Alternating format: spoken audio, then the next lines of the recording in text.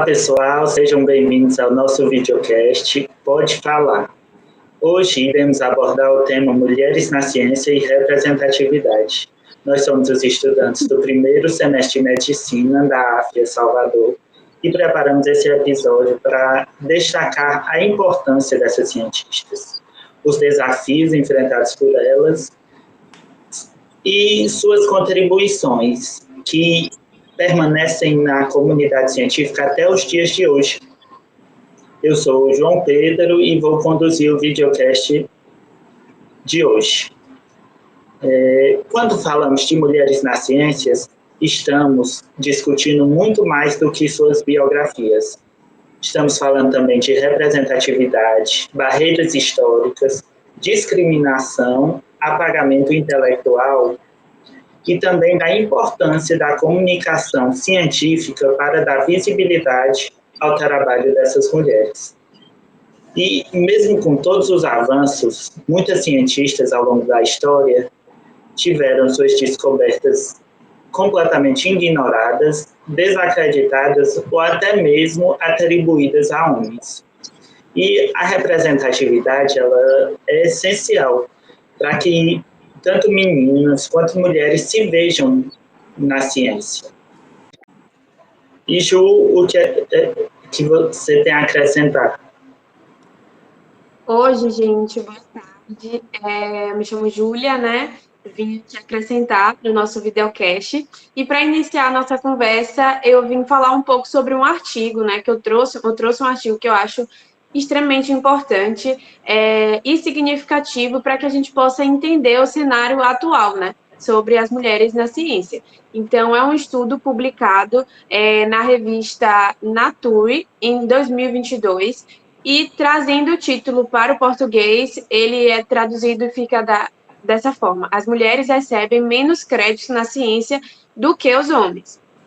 Então, esse artigo ele vai apresentar uma análise ampla das milhares de pesquisadores envolvidos em projetos de pesquisa e revela um dado que é muito preocupante, que é, mesmo quando as mulheres elas participam de forma ativa das equipes, elas são menos creditadas, né? Elas são menos reconhecidas por suas contribuições. Então, segundo o estudo, mulheres elas têm cerca de 13% menos probabilidade, né, de serem listadas como autoras em artigos científicos e são até 59% menos mencionadas em patentes quando comparadas aos homens quando trabalham nos mesmos projetos. Então, a parte mais impactante é que essa desigualdade ela não acontece só em áreas específicas, ela vai aparecer em praticamente todos os campos analisados e em diferentes níveis da carreira acadêmica. Ou seja, não se trata de uma falta de competência, de interesse ou de produtividade feminina, mas de um padrão estrutural mesmo de reconhecimento desigual. Então, o artigo ele vai mostrar, inclusive, que muitas mulheres elas relatam sentir que suas contribuições são invisibilizadas, subestimadas, ou simplesmente são assumidas como parte natural do processo e nem sequer recebem o crédito devido, né, pelas suas contribuições. E essa falta de reconhecimento, ela vai ter consequências sérias, porque vai ter a menor visibilidade, vai ter menos oportunidades, mais dificuldades para a progressão de carreira e muitas das vezes vai trazer uma desmotivação para permanecer na ciência. E esse estudo ele vai deixar claro que quando o trabalho das mulheres não é visto, a própria ciência ela vai perder, porque ela vai perder diversidade, vai perder inovação e perde perspectivas essenciais, né? Então, quando olhamos para essas histórias das cientistas, que os nossos colegas vão apresentar daqui a pouco, nós vamos perceber exatamente esse contraste. Então, mesmo sendo mulheres brilhantes, algumas responsáveis por descobertas essenciais para a humanidade, muitas tiveram seu trabalho ignorado, atrasado ou atribuído a homens. Ou seja, aquilo que o artigo descreve como barreiras estruturais, ele também vai aparecer na vida real dessas mulheres.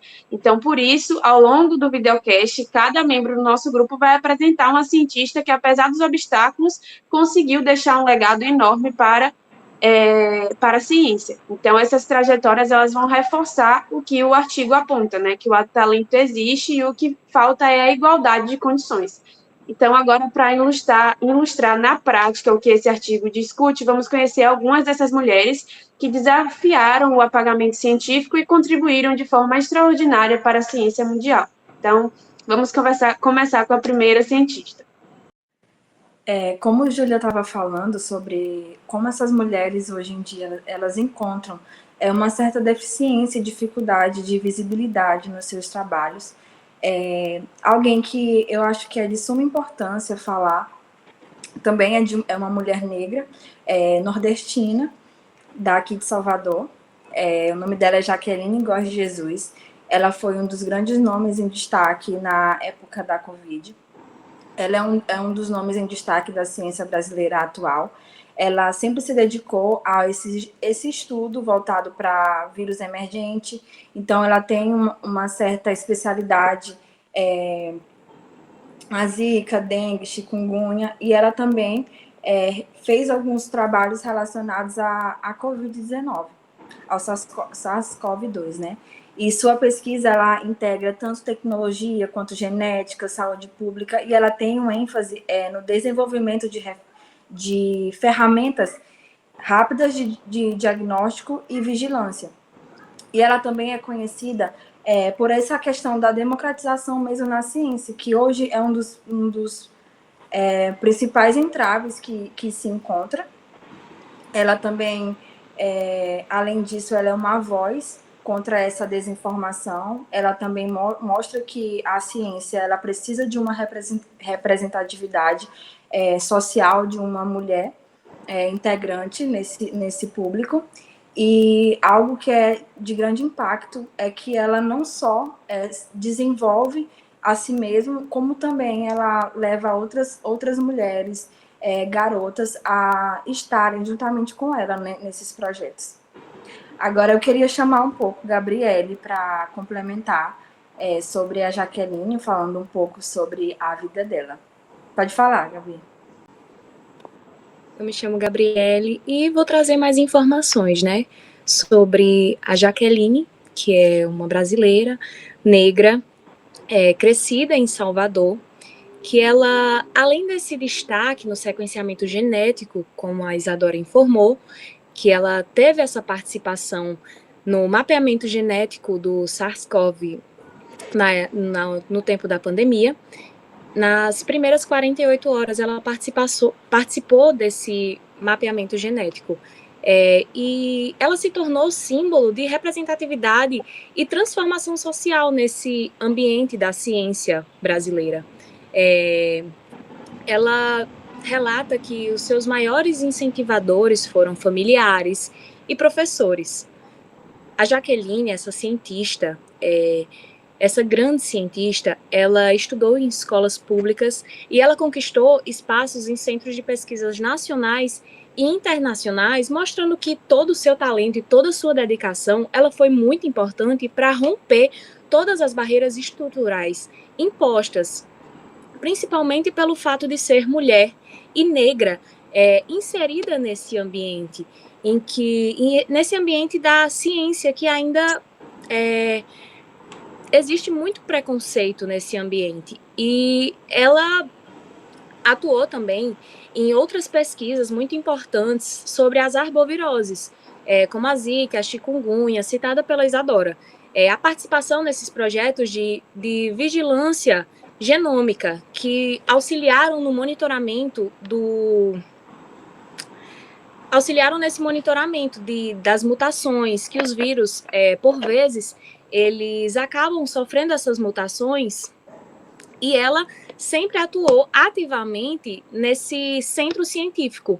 E ela, como a Isadora também já havia citado, ela é essa divulgadora científica e ela é a maior impulsionadora de jovens que acreditam em seus potenciais e que querem ocupar esses ambientes que eles são historicamente negados por esse público. Então, essa foi a minha participação referente a Jaqueline Góes de Jesus. Os meus colegas irão falar sobre a próxima cientista. É isso. Boa tarde, gente.